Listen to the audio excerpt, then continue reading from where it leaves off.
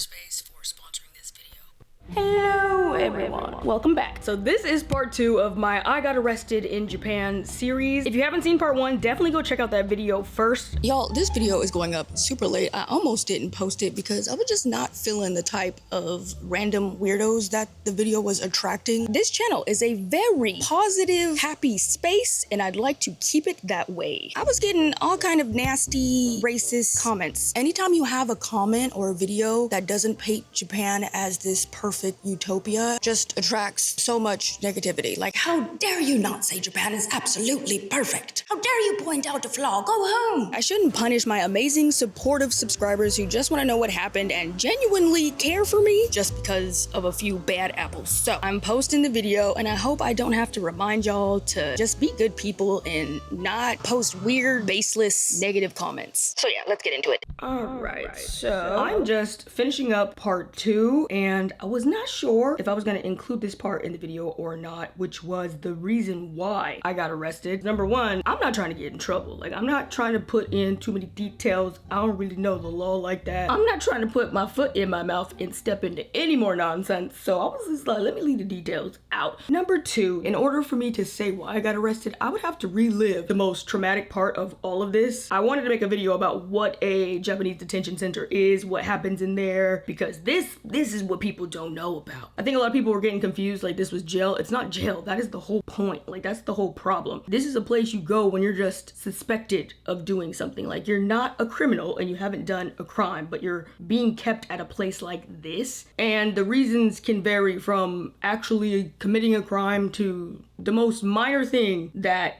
should have only been a warning or a fine at most. That's the point. But I did get a lot of nice comments from some subscribers. Like, girl, you have every right to your privacy. You do not have to share absolutely everything. But it would be nice to know the reason, just so we know what to look out for and we don't do this.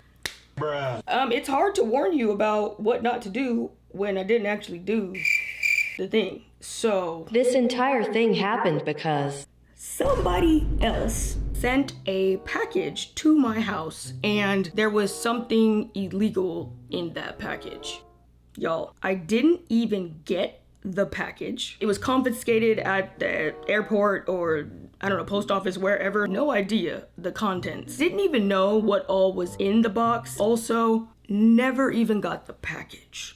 I'm completely removed from this box entirely, right? Didn't know about it, didn't ask for it, didn't order it. Not to mention the actual item that was illegal, not serious at all. Like, the most normal type of thing you can think of. So yeah, months go by, my family visits, they leave, and I'm like bedridden sick for a week. Like, I didn't move. I was sick, so I couldn't cook for myself, and I was upstairs in my bed, and I watched my TV with my headphones on just so that I don't bother Duchess and she could sleep. So I had my headphones on and I'm watching TV, but I ordered Uber Eats and I went downstairs to go get it. And when I did and I opened the door, like, a bunch of cops came storming into my house, y'all. They just pushed their way through. They did not have on uniforms, so I was so confused and like scared, but they quickly like flashed a badge real quick and they're just like spouting all this stuff. They're snapping photos of me, like with the flash. And I'm just like, what is going on? Mind you, I look haggard. I look terrible because I've been so sick. I even fainted. They did not care. They just kept on going with whatever. And the reason they had stormed the house was because they had a warrant to search my house.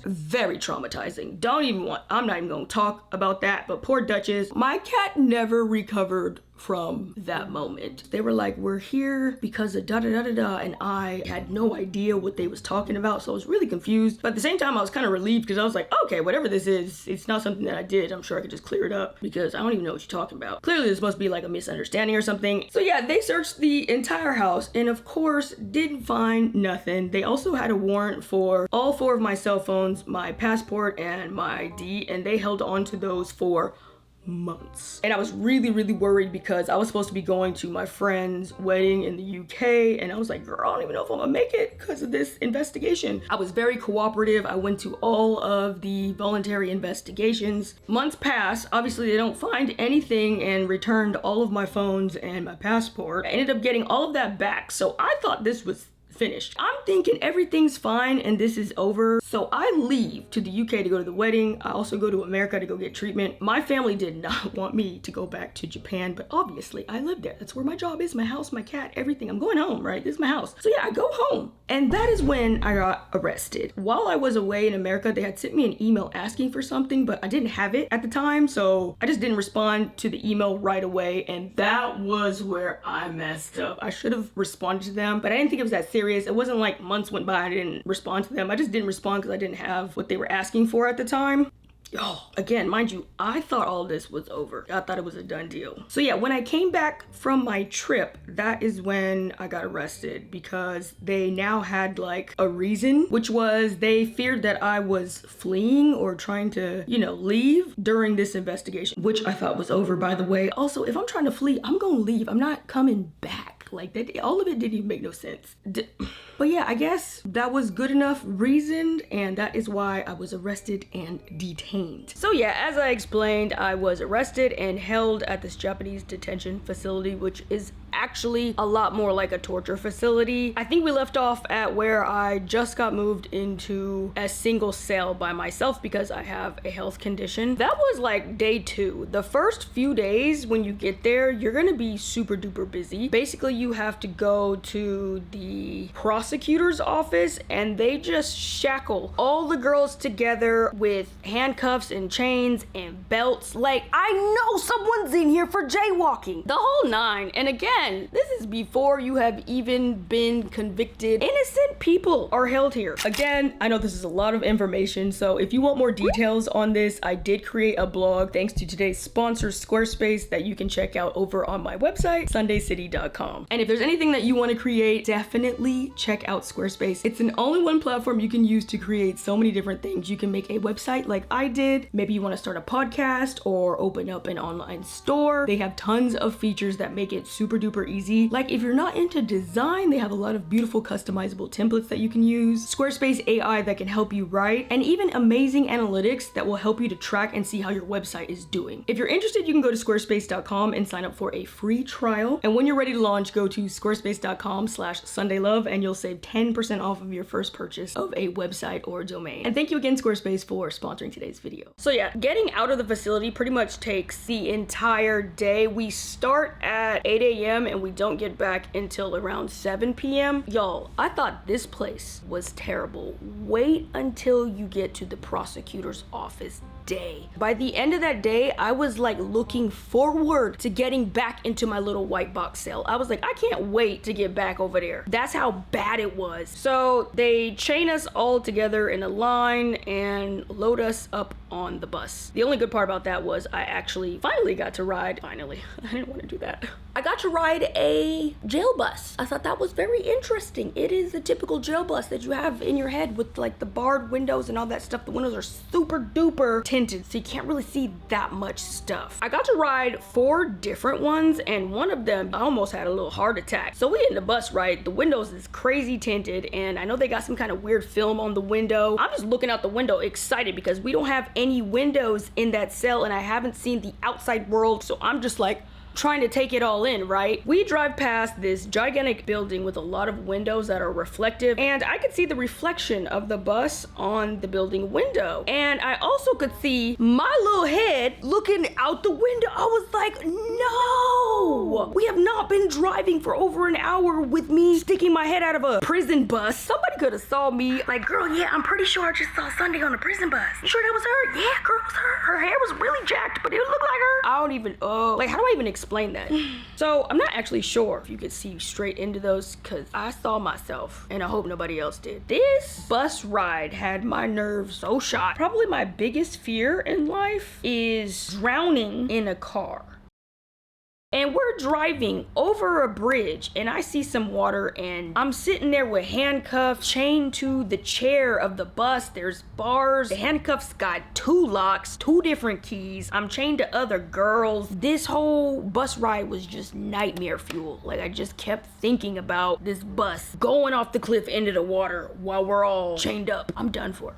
I can't even save myself. It's a done deal. Like, if I wasn't already afraid of drowning in a car handcuffed. But yeah, once you get to the prosecutor's office, it is the worst thing in the world. It's gonna sound so simple and not that bad, but it's so awful. You go down into this room that has multiple cells next to each other. It is an extremely narrow room. A wooden bench on each side. There's a really small hallway that leads to a toilet that has one of them cowboy western swingy doors on it, but you can see everything. The whole toilet is like here, and it's just one of them swingy doors. The benches are really close together. All the girls are lined up sitting on this bench. We ain't got that much space. The hard part, that bench is made of the hardest material known to man. It is so uncomfortable. I had bruises all over my knees, all over my legs. I was in so much pain. I just kept trying to rotate and do stuff because you're not really allowed to move, and you're sitting next to all these girls and there's no space. And it's not even that it's super hard and uncomfortable and that you're handcuffed and chained to a bunch of different girls. It's the fact that you have to sit there for like 9 hours. Like, they really don't care about these people. As soon as you get into this detention center, you're no longer a human. They was treating us like a roach with rabies. I don't even know, like,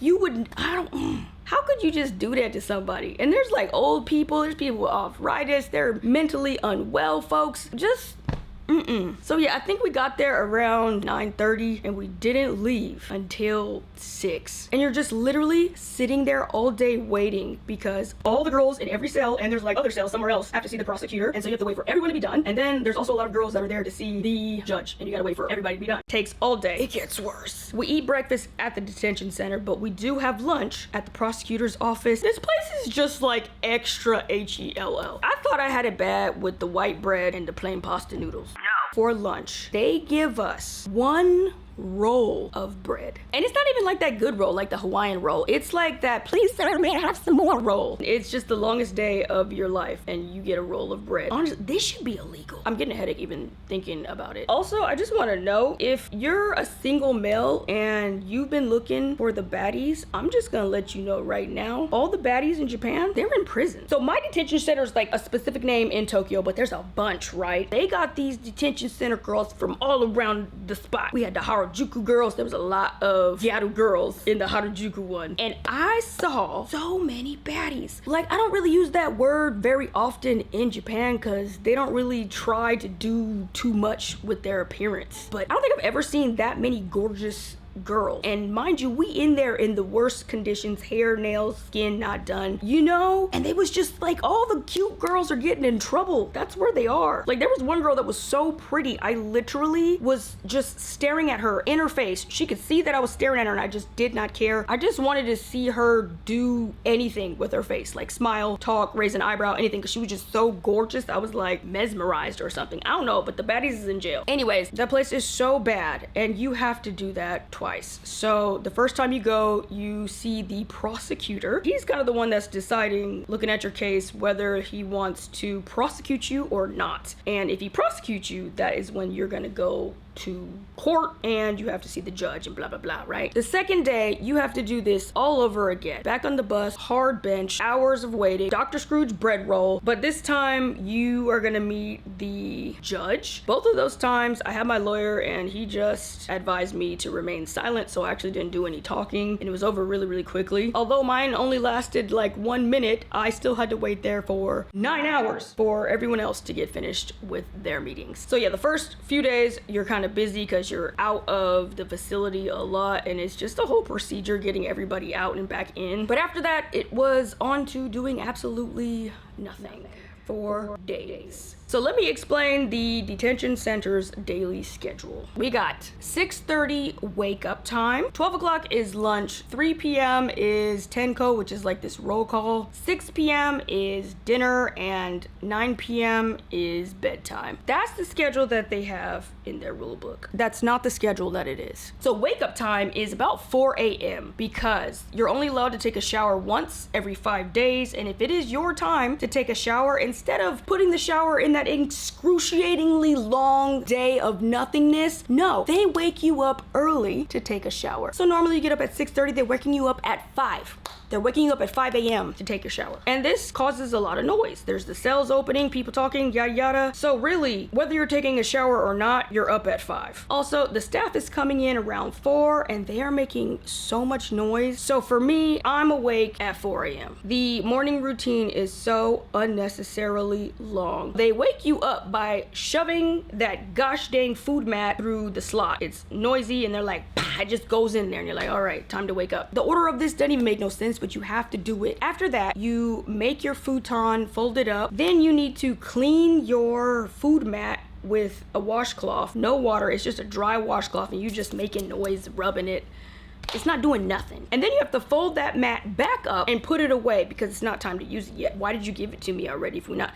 Then you wait for them to come open the door so you can put your futon and bedding away. Everything takes way longer than it has to. You're waiting in between all of these things for like 15 to 30 minutes. And then you sit there and you wait for them to give you the toothbrush and toothpaste. You can put the toothpaste real fast on your toothbrush. You gotta give the toothpaste tube back. You can't keep it. And they also give you soap to wash your face. You are not allowed to use that washcloth to wash your face. It's only to dry your hands. So you just wash your face every day for multiple days. You're just washing your face with your hands. Oh gosh.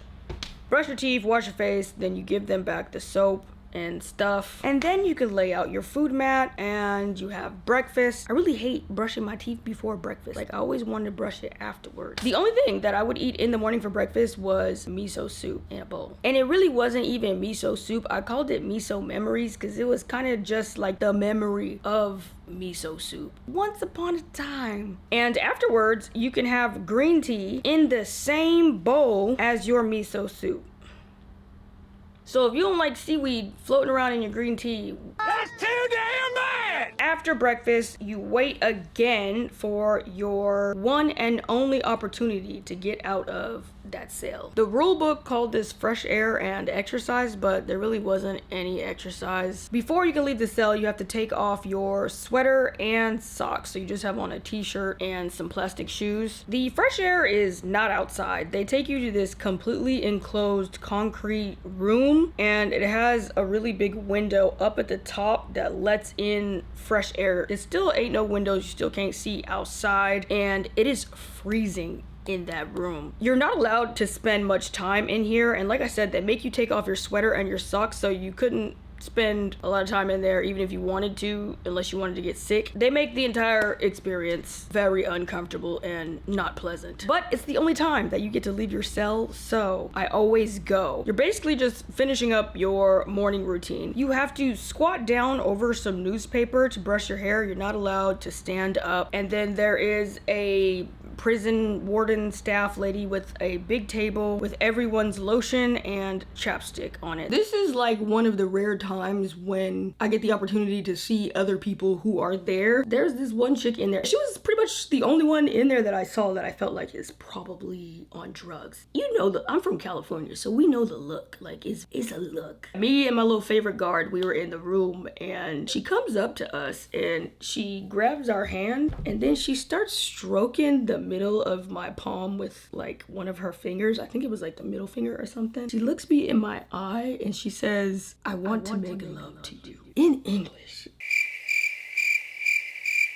And I'm just like, you know what? It's really cold in here. I'm not really like that. I gotta go back to my cell.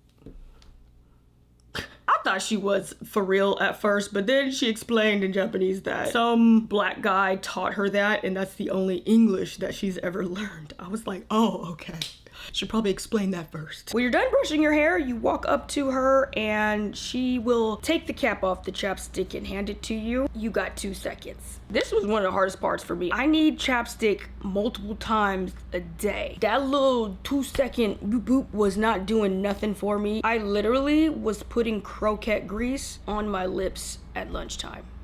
You gotta do what you gotta do. I always hear my non-black friends complain about their hair being greasy if they don't wash it enough. This was the first time I saw what y'all was talking about. Ooh, I feel so bad in their just greasy head. Their hair looked like guitar strings. Meanwhile, I'm over here dry as the desert. Like my scalp was so dang dry. Have you ever tried to grease your scalp with lotion? And then for the lotion, mind you, I washed my face a long time ago, okay? We done already made the bed, ate breakfast, brushed my hair, all kind of stuff. And I'm barely putting on lotion. You're not allowed to touch the lotion bottle. You just hold your hand out and she will squeeze some into your hand. And then they have to watch you put it on. And when you're finished, you have to hold up both sides of your hand to show them that there's no more lotion left. Then they do a full body search, including your mouth and a metal detector before you go back into your room. And that concludes the morning routine. And then all day is just unbearable. You are doing absolutely nothing. You are allowed to read books sometimes. Everything is a form of torture. They have these books that you can rent, and the only book that was in English was The Science of Mathematics. Also, a lot of different facilities have different rules. Like there were some that have rules that if you bring a book that is not in Japanese, it has to be fully checked and you have to pay to have it translated. It just depended on the place. Not mine. I was pretty lucky. I think it was because they were brand new books that were coming directly from my lawyer. I had him go to the bookstore and get me some books to read. This is a story for another day. But yeah, that was the only thing that I could do to occupy my time when I was lucky enough for them to give me a book. Other than that, I daydreamed a lot. I sat around, and every day I would walk around in circles on average for about 4 hours in that cell. I would just walk until my knees hurt so bad that I couldn't continue on. And if I did not have the opportunity to walk around in circles, I think I would have lost my mind. It was the only thing keeping me sane. Can you imagine being locked in a tiny, uncomfortable box with 5 other girls who could also only take a shower every 5 days? Like, what do you do when you have to fart? We have this thing called tenko, which is like a roll call, I think like 4 times a day, and that could take anywhere from 30 minutes to an hour. Basically, a bunch of different people go around to every single cell. They shout all of these chants. You have to lay all of your items out on the floor and sit down on the floor like animal style or on your knees with your hands out like this, with your items laid out in front of you. And of course, the only items that you can have are a couple of pieces of loose tissue paper and your handkerchief. When they call your number, you just have to say hi, and that's it. They go around the entire place, and that is how I was able to figure out how many girls were being shoved into each cell. We do this multiple times a day, and it takes so long sitting there with your hands out. I already talked about the white bread lunch, but dinner is not bread. You get rice. It's still the same disgusting fried cold croquette situation and plain uncooked cold pasta noodles. Every now and then the chef would get a little fancy and she'll put like some black pepper on it or something, but somehow that just made it so much worse. There would be various other really small items in the dinner bento. For example, a dumpling or a gyoza, always completely inedible. Somebody has to be making the food for this place because it is actually impossible to make food taste that bad. Like one of them dumplings, it was filled with like, I don't know, 20% meat and 80% flour, and it was absolutely disgusting. So I know they can't be getting this food from some normal place because there's no way that you can actually sell this to the general public. Everything pretty much is a nightmare, literally down to the chopsticks. Do you know they had us in there using used reusable wooden chopsticks, the type that you're supposed to throw away the first time you use them? And you can tell that they just like threw those in the washing machine with all of our clothes and everything else because they were like stained in a way that it just looked like you washed them with a pair of blue jeans. And they was bow-legged because they're not even supposed to be soaked in water. And then all of our clothes smelled like croquettes, and that was just like, oh yeah, you washing all of this stuff together realization. Now let's talk about bedtime. I feel like this is one of the main ways that they really break people down. Sleep deprivation. I got pretty much zero sleep for the first 10 days. Every night I would only sleep for around an hour on average. One, the bedding situation. The mat that they gave us was so thin. When I first got there, I had bruises all over my legs, especially my knees, because the ground in the cell is actually really, really hard. It has that super short carpet that they have when you go to like middle school. In elementary school, it's a little bit cushy because they actually care about you, but as soon as you get to middle school, they stop caring about you, and that little cushy carpet ain't got no cushion in it. That was the flooring that was at the cell. Two, they were so freaking loud, making so much noise that it's pretty much impossible to sleep. I don't know what I was thinking, but I didn't think it was on purpose. And it wasn't until a few days in that I was like, oh no, this is 100% intentional. They would be like unnecessarily aggressively throwing these mats on the floor, making this really loud noise. And it's the middle of the night. Like no one's talking, it's quiet. It would just be so strange for someone to be making such a loud noise by accident. And then like every night they would be changing shifts, and like a new group of individuals would be clocking in, and that new group was so noisy. They would talk screaming, like really, really loud voices. I could tell that they were doing it on purpose. And it wasn't just the staff, the other inmates as well. Oh, if the staff wasn't keeping you up, they sure as heck were. This was probably one of the most disturbing things about this entire place. The majority of the people in here were individuals with clear mental health conditions. Most of them. I'm guessing they might have had some kind of public disturbance, got arrested and thrown in here. But when I say this is absolutely not the place for these people, like these are people who clearly needed help and had immense difficulties functioning in a normal society. Like there were people in here who couldn't even talk. Like this one girl that was next to me, she was like non-verbal, like she could make noises but she couldn't speak. So every time she needed something, she would shake the cell and scream these noises. It was a lot of them could not take care of themselves. They were so confused as to why they were even there. I remember one of them, oh my God, I swear it just like broke my heart. She was just like, I want my mom. Why am I here? Where am I? Where am I? Who are you? Oh my, so sad. And then I'd say the second largest demographic was old people. There were a lot of grannies in there. I'm just like, what did you do? Forget to lick the stamp? I was just expecting a bunch of delinquents, but it really wasn't. So how this place works is the first 3 days are considered like processing, and then you are detained for usually 10 days. And then when you went to go meet with the prosecutor and the judge that first time, that is when they're going to decide whether or not they want to detain you for an additional 10 days or not. So it's 3 days of processing, 10 days of detention with a possible 10-day extension for a total of 23 days. This is the norm. Now, the word possible here is crazy because it's pretty much always. Most of the time, your sentence is going to be extended that additional 10 days. But throughout the next like 7 days, I was kind of feeling not good, but like when really bad things happen to me, I always see them as a blessing. I don't know how to explain it, but it's a good thing to get knocked down because it just makes you so much more grateful for everything that you have, right? Tough time never lasts. Only tough people last. So I was just in this la-di-da grateful stage, thinking about all the things I was gonna do when I get up out of here, all the blessings I have in my life right now. I was also feeling a little bit optimistic because I felt like, ooh, after this 10 days, I didn't really do anything, I'll probably be released. 10 days roll around, the lawyer comes, the police come, and boom, extended for 10 days. So now I'm looking at another 10 days in this torture facility. That really broke my spirit. Getting through those first 13 days was actually really, really difficult. I just couldn't even imagine doing another 10 days of this. This place is designed to break you. They want to ensure that every aspect of your life is uncomfortable, unenjoyable, stressful, and just difficult. Of all the different ways of how they torture you, the ones that were most effective on me, if I had to put them in order, number one, having nothing to do all day,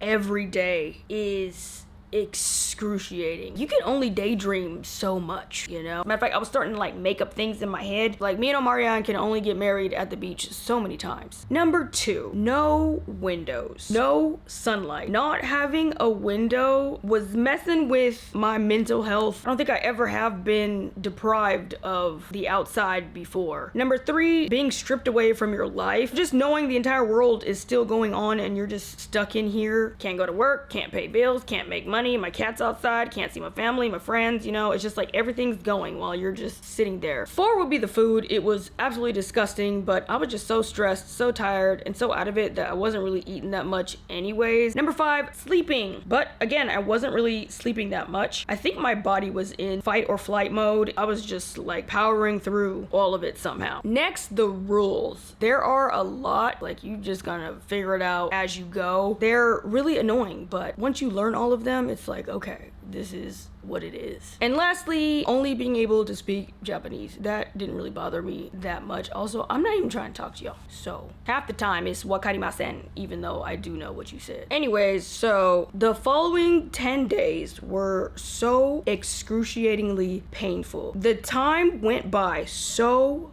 slowly in there. Every hour felt like a year. You can swear you're doing something for a long time. You look up and it's only been like 5 minutes. And this is all day, every day. On top of that, I'm pretty much hungry all day long. My stomach's growling. I'm sleep deprived, but I can't actually sleep because I'm so stressed. It's bright as heck. I'm sick. And I was just like scared pretty much for the majority of this time. I really did not know if I was gonna be going to prison or not. Like it was actually on the table. Just knowing that I didn't do anything made this so much more like stressful and frustrating. And I was just in like a really negative headspace. I'm usually a super positive person, like the glass half full, the glass is full type of person. Something bad happens, I'm never angry. You won't really see me in arguments or anything like that. I'm just like a really happy person. And when bad things do happen, I've been through a lot, like it usually doesn't affect me. This, y'all, them next 10 days, so many bad things kept happening back to back to back to back to back to back. And I was just tired.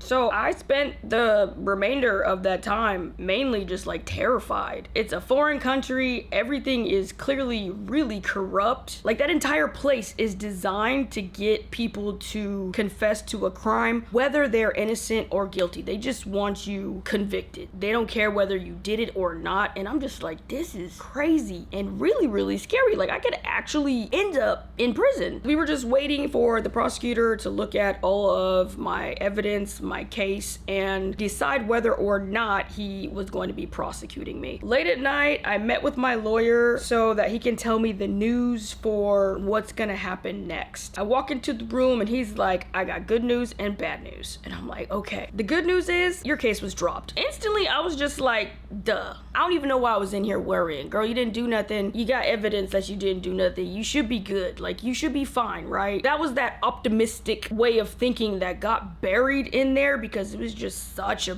terrible environment. So when he said that, I don't know why, I was almost angry at myself for being so scared and stressed and worried this entire time. Because of course my case got dropped, right? Right, y'all. And then he's like, but the bad news is, you're gonna be arrested again.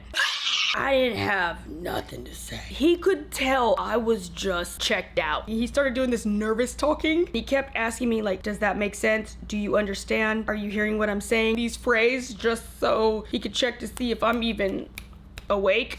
It made absolutely no sense. What do you mean I'm being arrested again? In America, if you get arrested, you're accused of all of the crimes that you did all at once. It's like breaking and entering, grand theft auto, murder, and this is the possible sentence. In Japan, they can arrest you for like one thing at a time. They can stack on arrests in this detention facility. I did not know this. So you do the 23 days, boom, arrested again, another 23 days. And I did not ask, but I really want to know, like, how many times can they actually do this? Because you could be stuck in there for an eternity. Like, what type of system is this? So this shocked me in a whole nother way. Number one, I'm gonna have to go through this again. I'm like preparing mentally to get out of this place finally after 23 days of torture. You mean to tell me I'm gonna have to do this all over again?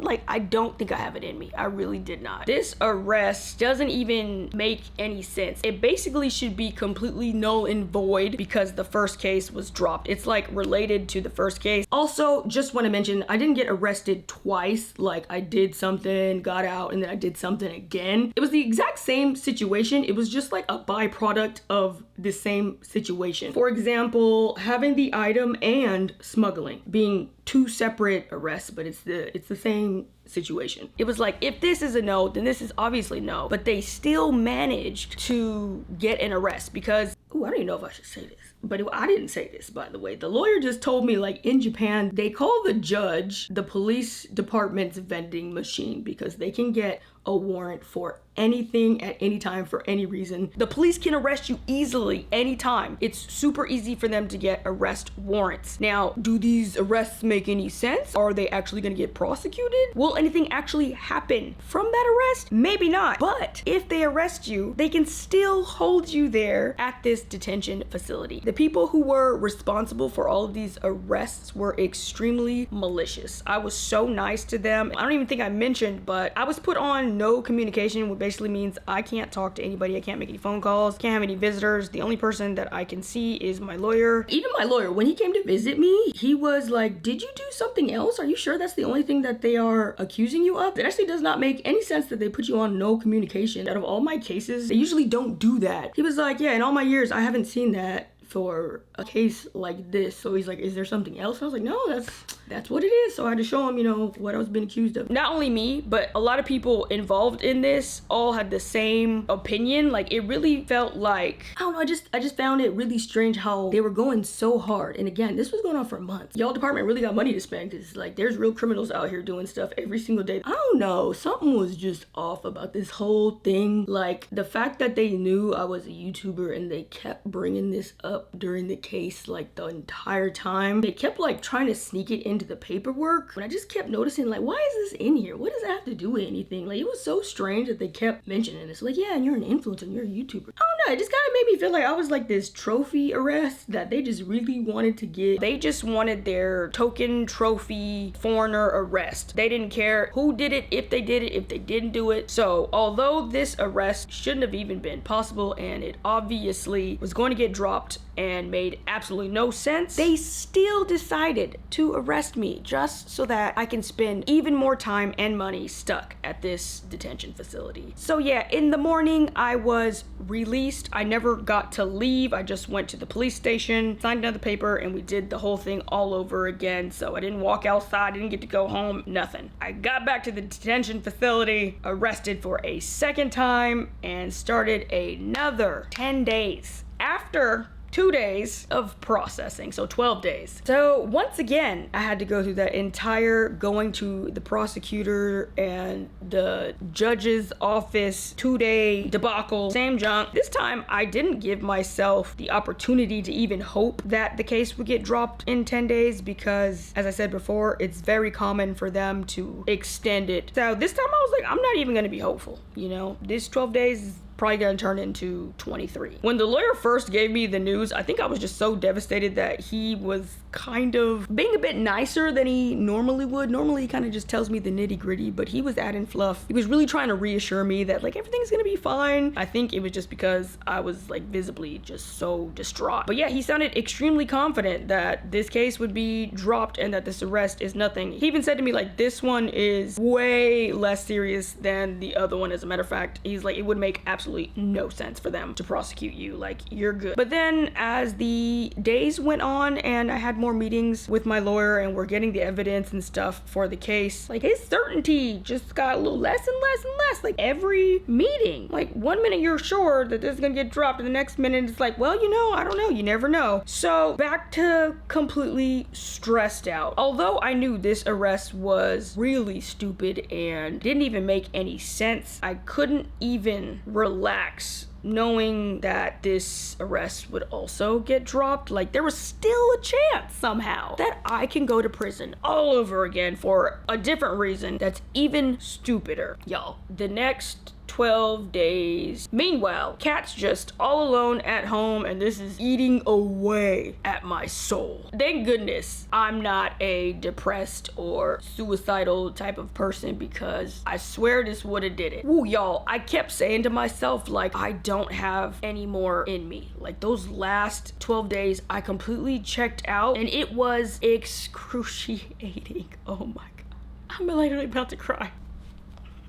Like, honestly, if it wasn't for God, I probably would not have made it out of this. Like, why does bad stuff always happen to good people? It seemed like everyone evil is thriving on this planet. It's always the good ones that be going through the wood chipper. One thing that I just kept saying to myself, which really helped me to feel better, was just remember what they did to Jesus. I know that's awful, but like, sometimes this world, it feels so unfair, and it's just like, this is not how it's supposed to be. I just had to keep reminding myself of the type of world that we live in. Like, look what they did to Jesus. If they could do that to him, girl, anything could happen. Don't be surprised. But yeah, time went on, and towards the end of the 12 days, when I'm going to find out if this detention is going to be extended for an additional 10 days, so we got the news from the prosecutor that not only is it not going to be extended for an additional 10 days, but the case is dropped. So that was 35 days. And then I had to go somewhere else, and it was a total of 45 days being detained. And that's a whole nother story that I don't even have enough energy to get through. I think the hardest part was just like, oh, I'm gonna cry.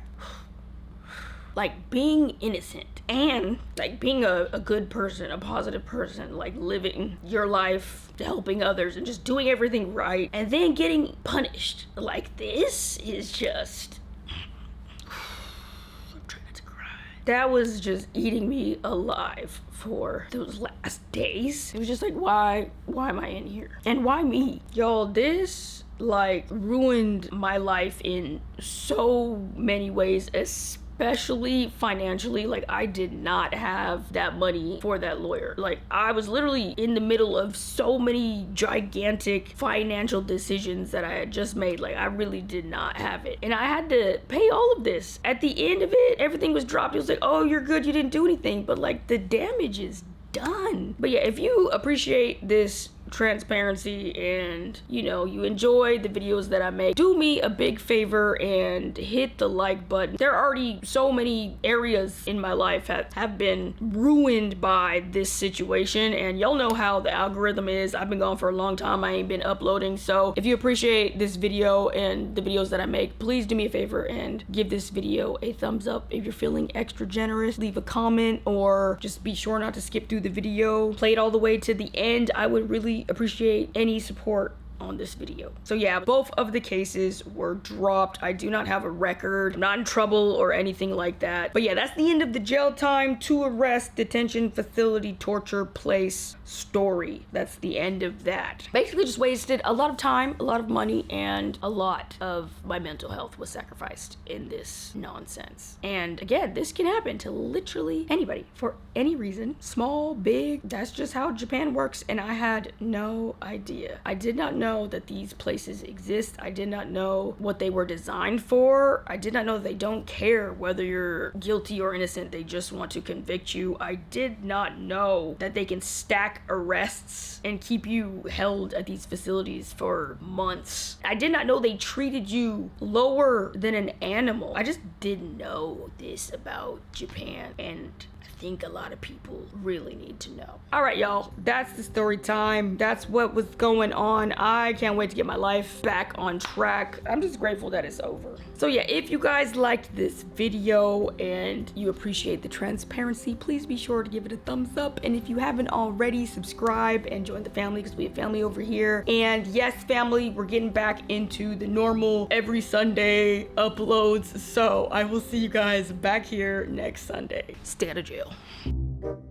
I did do a couple of hood jail things in there towards the end, because, you know, I was in there for a long time, and number one, the first thing that I did, I'm stealing some chapstick. Sure did, that's right, and I don't regret it. Cause one day, one of them dang cell ladies was in a bad mood, and I don't really remember what happened, but she basically just did not let me get my chapstick and lotion for the day. And I'm like, this is already sparse. is already not enough. What do you mean no? And I even like argued back. I was like, no, I didn't get it. I want it. She's like, you don't get to get it. You don't get to get it. It's raining today. And I'm like, that's not how that works. You still bring it to my cell. Anyways, so she was being a butthole and did not give me my chapstick, but I had stolen some the day before, and I was like, see, that's, I don't even feel bad about it now. But yeah, basically, when they would hand me the chapstick, I would really quickly swipe my fingernail over the top of it to like take off a chunk of chapstick, and then I just wipe it really quick on the metal cell before they see anything. You know, I put my chapstick on, do it all stuff, wait for them to walk away, and then I'd wipe it off, and I'd save this little chunk of chapstick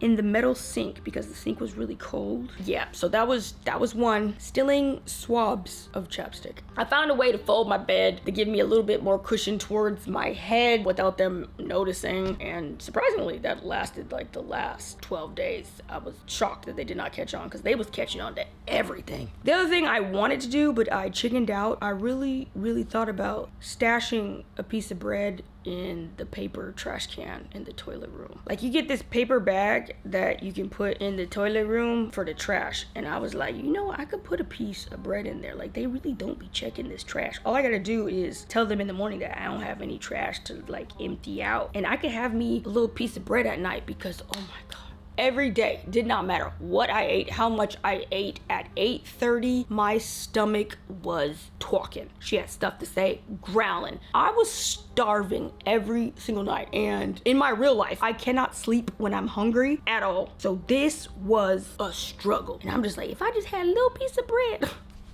But I chickened out. I was too scared. I didn't even do it, but I thought about it.